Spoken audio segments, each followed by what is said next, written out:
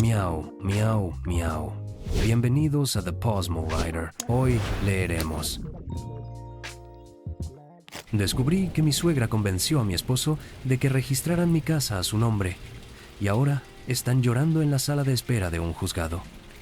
Era un martes como cualquier otro cuando llegué del trabajo y encontré a 3 personas en la puerta de mi casa. Un notario con cara de pocos amigos, 2 policías que parecían incómodos, y mi suegra con una sonrisa que me helaba la sangre. «Señora Ana», me dijo el notario sin siquiera saludarme, «vengo a informarle que según los documentos legales que tengo aquí, esta propiedad ya no está registrada a su nombre». Se me cayó el mundo encima. Literalmente sentí como si el suelo se moviera bajo mis pies. «Perdón, ¿de qué está hablando?» El tipo me mostró unos papeles que efectivamente llevaban mi firma. Pero yo nunca había firmado eso. Nunca. Era mi casa. La casa de mi padre. Donde había crecido. Donde ahora vivía con mi esposo y mi hija. Esto debe ser un error, dije. Pero mi voz sonaba rara, como si fuera de otra persona. Yo nunca firmé esto.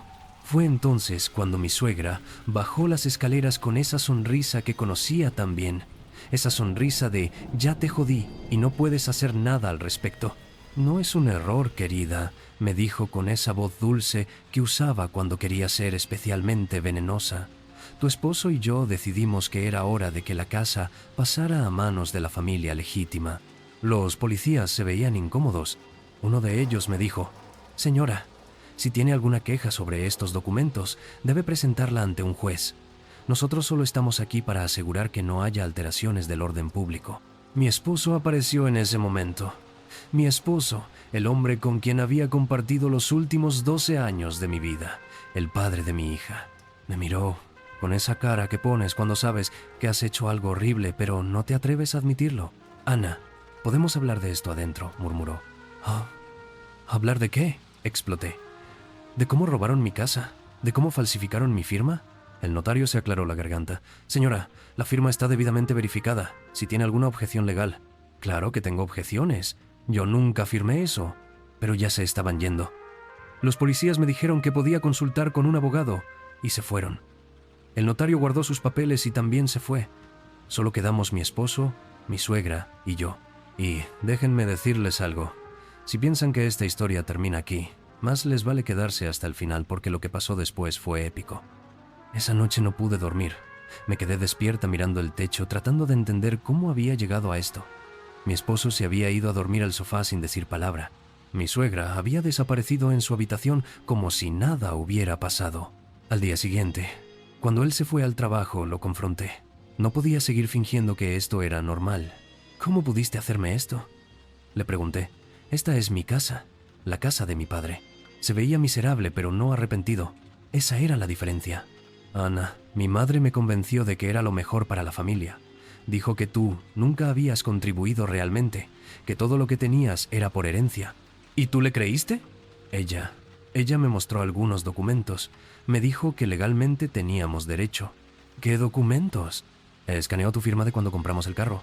Dijo que era fácil transferirla a otros papeles». Ahí fue cuando me di cuenta de la magnitud de lo que habían hecho. No solo me habían robado mi casa, sino que habían falsificado mi firma de manera premeditada y calculada. ¿Y no se te ocurrió preguntarme? ¿Hablar conmigo antes de robar mi casa? No la robamos, Ana. Solo la registramos a nombre de la familia. ¿La familia? ¿Yo no soy familia? Mi madre dice que las mujeres que se casan entran a la familia, pero que los hombres son los que realmente tienen derecho a las propiedades. Juro que en ese momento quise golpearlo. En serio. Pero en lugar de eso, me fui a la habitación de mi padre. Sí, todavía conservaba su habitación exactamente como la había dejado cuando murió hace 5 años. Me senté en su cama y me puse a llorar. Lloré por él, por mí, por mi hija, que estaba viviendo todo esto. Lloré porque el hombre que amaba me había traicionado de la manera más vil posible. Pero entonces recordé algo. Mi padre siempre me decía: «Ana, cuando algo te pertenece de verdad, nadie puede quitártelo si sabes cómo defenderlo». Fui a buscar el testamento original. Lo había guardado en una caja de seguridad, pero tenía una copia en casa. Mientras lo leía, me di cuenta de que había una cláusula que había pasado por alto. La propiedad no podrá ser transferida, vendida o cedida sin el consentimiento unánime y por escrito de todos los descendientes registrados en vida del testador. Esa era yo. Yo era la única descendiente registrada. Mi padre me había protegido incluso después de muerto. Llamé a mi amiga Lucía, que es abogada, y le expliqué todo. Cuando terminé, hubo un silencio largo del otro lado de la línea. Ana, me dijo finalmente, esto no solo es recuperable, esto es delito. Falsificación de documentos, fraude. Tu suegra y el notario podrían ir a la cárcel. ¿En serio? En serio. Pero necesitamos pruebas. Necesitamos que confiesen lo que hicieron. Ahí fue cuando se me ocurrió la idea más diabólica de mi vida. Los siguientes días, actué como la esposa sumisa y resignada que mi suegra siempre había querido que fuera. Le sonreía a mi esposo, le hacía su comida favorita, hasta le daba besitos en la frente cuando se iba al trabajo. Pero por las noches, cuando ellos dormían, instalaba pequeñas cámaras y micrófonos por toda la casa. Había comprado un kit de seguridad en línea y resultó que es sorprendentemente fácil de instalar. Mi suegra se veía especialmente contenta esos días. Supongo que pensaba que había ganado definitivamente. Hasta empezó a hablar de redecorar la casa, de cambiar las cortinas que había elegido mi madre, de pintar las paredes. Siempre odié este color, decía, señalando las paredes del comedor. «Están muerto. Era el color favorito de mi madre», le respondí suavemente. «Bueno, ahora es mi casa también», sonrió. «Podemos hacer los cambios que queramos». El miércoles de esa semana, mientras fingía estar lavando los platos, escuché la conversación. Mi suegra estaba hablando por teléfono con alguien en la sala. «Sí, fue más fácil de lo que pensé», decía. «El notario que conoces me cobró extra por hacer el trabajo, pero valió la pena. La firma escaneada quedó perfecta». Se me aceleró el corazón. Seguí lavando platos, pero todos mis sentidos estaban concentrados en escuchar. ¿Qué si se da cuenta? Ya se dio cuenta, pero ¿qué puede hacer? Los papeles están firmados y registrados. Además, ya hice esto antes. ¿Antes? Sí, cuando mi hijo estaba con esa otra mujer, Carla. También le quité la casa que había heredado de su abuela. Estas mujeres creen que porque heredan algo ya son dueñas para siempre. Pero cuando se casan con mi hijo, todo pasa a ser de la familia.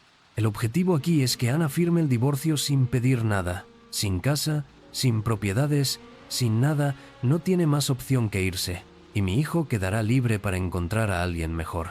Tuve que agarrarme del fregadero para no caerme. Esta mujer había planeado todo, no solo robarme mi casa, sino destruir mi matrimonio para que su hijo pudiera encontrar a alguien mejor. Pero ella no sabía que yo estaba grabando cada palabra. Esa noche hablé con mi hija Sofía. Tiene 16 años y es más inteligente que su padre y su abuela juntos. «Mamá», me dijo, «ya sabía que algo raro pasaba. Papá y la abuela hablan mucho en secreto últimamente». «¿Has escuchado algo?» «Una vez escuché a la abuela decirle a papá que tú nunca habías sido buena esposa, que las mujeres de verdad no heredan casas, que las reciben de sus maridos». «¿Y qué dijo tu papá?» Sofía bajó la mirada. «Que ella tenía razón, que él debería haber sido más firme contigo desde el principio». Sentí como si me hubieran dado un puñetazo en el estómago, pero al mismo tiempo sentí algo más, una rabia fría y calculada que nunca había sentido antes. «Sofía», le dije, «¿confías en mí?» «Siempre, mamá». «¿Y confías en tu papá?» Se tardó mucho en responder. «Antes sí, pero ya no. Desde que la abuela se mudó con nosotros, papá cambió. Ya no es el mismo». Tenía razón. Mi suegra llevaba viviendo con nosotros 2 años desde que se había enfermado y necesitaba cuidados especiales. Pero ahora me daba cuenta de que no había sido casualidad. Había sido una invasión planificada. «Mamá», me dijo Sofía, «¿vamos a perder la casa del abuelo?» «No», le respondí con una firmeza que no sabía que tenía. «No vamos a perder nada». Al día siguiente, llamé a Lucía y le dije que tenía las pruebas. Quedamos de vernos en su oficina después del trabajo. Cuando le mostré las grabaciones, se quedó callada durante mucho tiempo. Finalmente, levantó la vista y me dijo, «Ana, con esto no solo recuperas tu casa, con esto metes a tu suegra y al notario en la cárcel. Esto es conspiración, fraude, falsificación de documentos. Estamos hablando de varios delitos. ¿Qué tan segura estás?» 100%. «Pero Ana», me miró seriamente, «¿estás preparada para las consecuencias? Tu matrimonio va a terminar. Tu esposo va a quedar como cómplice de todo esto». Lo pensé. Recordé los últimos 12 años. Los buenos momentos, los malos, las promesas que nos habíamos hecho. Pero también recordé las palabras de mi suegra. Encontrar a alguien mejor. Lucía, le dije. Mi matrimonio ya terminó. Yo solo no me había dado cuenta. Esa noche llegué a casa y encontré a mi esposo y mi suegra en la cocina planeando mejoras para la casa. Tenían revistas de decoración abiertas sobre la mesa. «¿Qué les parece si quitamos esta pared?», decía mi suegra, señalando la pared que separaba la cocina del comedor. «Haría todo más moderno». «Es una pared de carga», les dije. «No se puede quitar». «Bueno, cuando sea nuestra casa oficialmente, podemos consultar con un arquitecto», respondió mi esposo sin siquiera mirarme. «¿Cuándo sea su casa oficialmente?», pregunté. «¿No lo es ya?». Mi suegra me miró con esa sonrisa que odiaba. «Bueno, todavía hay algunos trámites legales pendientes, pero pronto estará todo resuelto». «Ah», dije, manteniendo la voz calmada. «Bueno, yo también tengo algunos trámites legales pendientes». «¿Qué clase de trámites?», preguntó mi esposo. «Mañana voy a presentar una demanda por falsificación de documentos, fraude y conspiración». El silencio que siguió fue tan profundo que se podía escuchar el tic-tac del reloj de la cocina. «¿Qué?», susurró mi esposo. «Lo que escuchaste. Tengo grabaciones de todo. Sé cómo falsificaron mi firma. Sé del notario corrupto. Sé de Carla y su casa. Sé de todo». Mi suegra se puso pálida. Eso no es legal. No puedes grabar conversaciones privadas. En mi propia casa sí puedo. Sonreí. Especialmente cuando sospechas que están cometiendo delitos en tu propiedad. Mi esposo se paró bruscamente. «Ana, no sabes con quién estás jugando. Mi madre tiene contactos, tiene recursos». «¿Me estás amenazando?». «Te estoy advirtiendo. Si sigues con esto, te vas a arrepentir». Fue en ese momento cuando supe que había tomado la decisión correcta. El hombre que me estaba amenazando no era mi esposo. Era un extraño que había estado viviendo en mi casa, durmiendo en mi cama, compartiendo mi vida, pero que nunca me había respetado realmente. «Ya, me arrepentí», le respondí. «Me arrepentí de no haberme dado cuenta antes de quién eres realmente. Esa noche hice las maletas. No muchas cosas, solo lo esencial. Me fui a quedar con mi hermana Carmen mientras se resolvía todo el asunto legal. Pero antes de irme, hice algo que hasta el día de hoy me llena de satisfacción. Cambié todas las cerraduras de la casa. Técnicamente, como la transferencia de propiedad había sido fraudulenta, yo seguía siendo la dueña legal hasta que un juez dictaminara lo contrario. Cuando mi esposo y mi suegra llegaron esa noche, se encontraron con que no podían entrar. Tuvieron que irse a un hotel. Los siguientes días fueron un caos. Mi esposo me llamaba a cada rato, alternando entre súplicas y amenazas. Mi suegra intentó contactarme a través de vecinos diciéndoles que yo había enloquecido y que necesitaba ayuda psiquiátrica. Pero Lucía me tranquilizó. «Ana, las pruebas son sólidas. Van a intentar desprestigiarte, van a decir que estás loca, que eres vengativa, que eres una mala esposa. Pero tenemos grabaciones, tenemos documentos, tenemos todo». El día que presentamos la demanda, me sentí como si me hubieran quitado un peso de encima.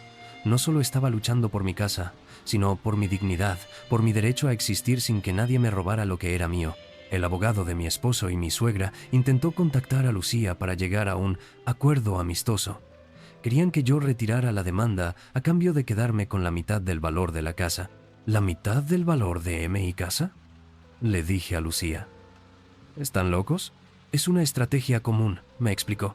Ofrecen algo que suena razonable para evitar ir a juicio, pero nosotros no queremos nada razonable, queremos justicia.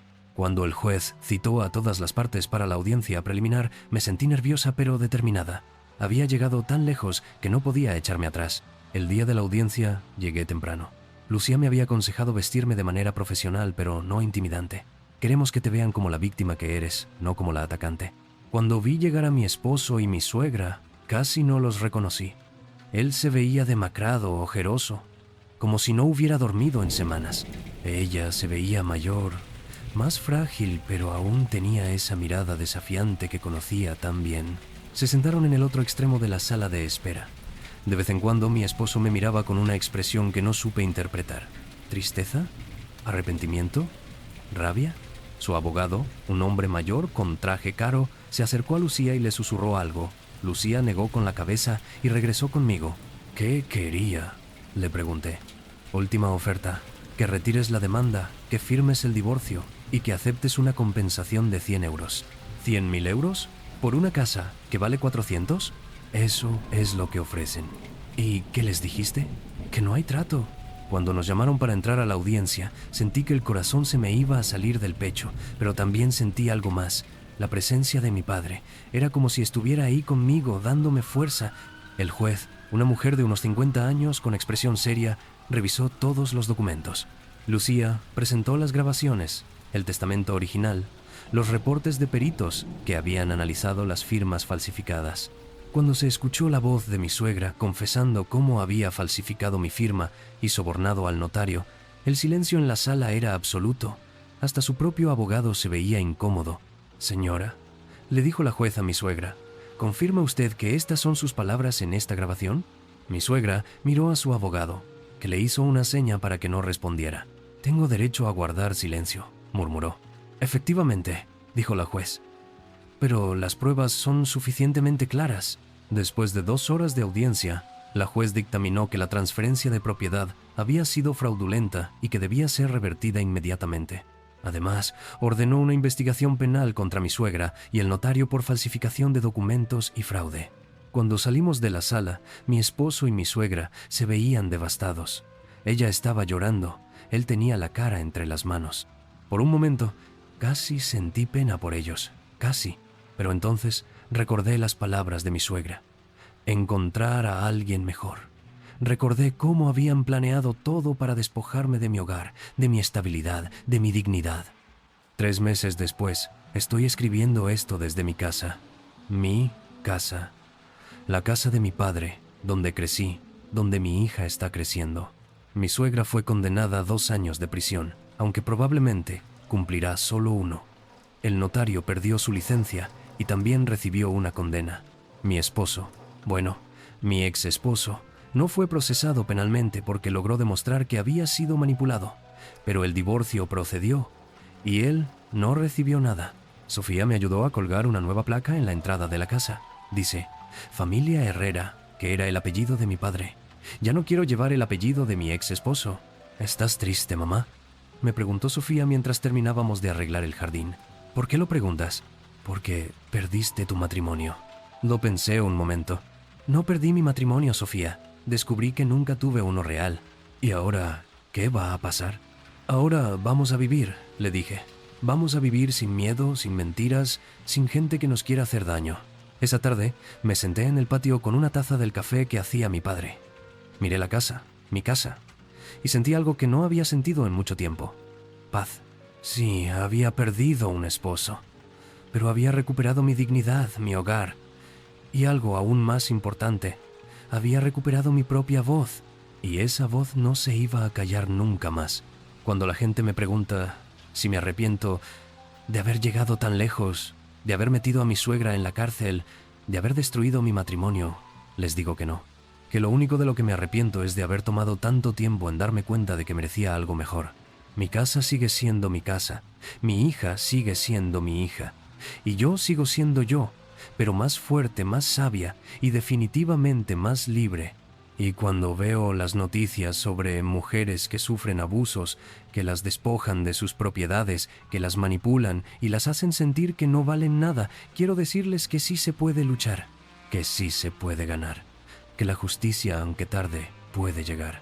Pero sobre todo, quiero decirles que nunca permitan que nadie les quite lo que es suyo, sea una casa, sea su dignidad, sea su derecho a existir con respeto.